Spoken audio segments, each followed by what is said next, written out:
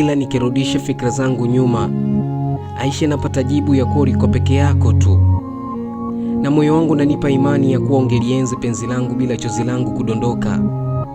Nilipenda tabia yako ya utulivu, mcheshi muda wote, uko na tabasamu zuri lisilopotea usoni.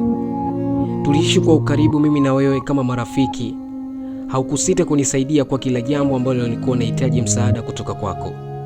Nilijitahidi kuizuia aibu yangu iliyokuwa ikinisumbua kila ninapokutana na wewe, ila nilijikuta ninashindwa mpaka maneno yananitoka.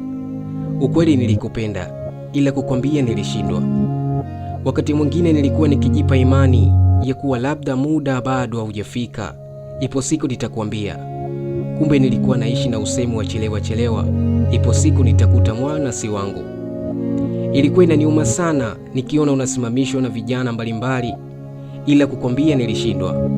Namna nilivyokuwa nakosa kujiamini, ongea yangu yabahatisha, na sahau mpaka kile ambacho nimepanga kuongea.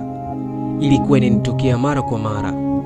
Ilifika wakati nilidhani unafahamu ya kuwa nini kinachoendelea katika moyo wangu juu yako. Kumbe hukufahamu chochote, binti mzuri. Muda mwingine nilitamani hata nikutumie meseji na kupenda, naishia kuandika, ila naufia kutuma. Subira yangu na aibu yangu imenifanya nikukose Aisha.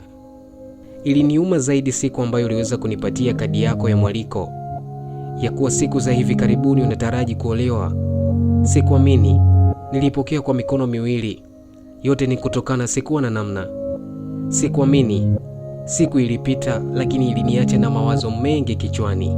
Sitakuombea mabaya yoyote katika ndoa yako, kwani haukuwahi kunifanyia ubaya wowote katika urafiki wetu. Na kuombea kwa Mungu aitunze ndoa yako Aisha.